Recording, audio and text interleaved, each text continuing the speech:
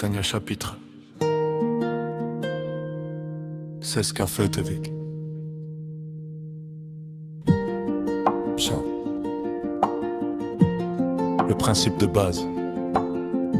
C'est une règle très importante pour celui qui veut servir Dieu. Le but est que l'esprit commande et dirige le cœur. L'intelligence doit éclairer l'âme. Quand on réfléchit à la grandeur de Dieu, on crée dans sa tête une volonté de faire le bien.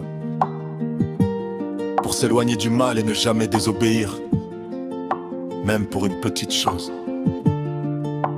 L'amour dans le cœur. On doit chercher à aimer Dieu dans son cœur. Avoir une envie profonde de s'attacher à lui en pratiquant les commandements, mitzvot. Et surtout en étudiant la Torah qui est le plus important, l'amour caché. Mais il faut savoir une chose essentielle.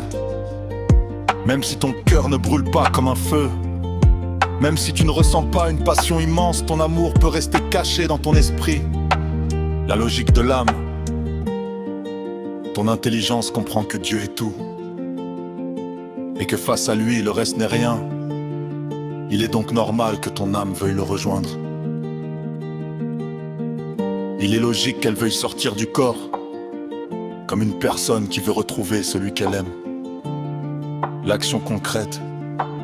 Mais comme l'âme est obligée de vivre dans le corps, elle ne peut s'attacher à Dieu que par les actes. Faire les mitzvot, c'est comme embrasser le roi. Alors, quand ton esprit décide d'étudier et d'agir, tes mains et tes membres obéissent à ta tête. Le résultat,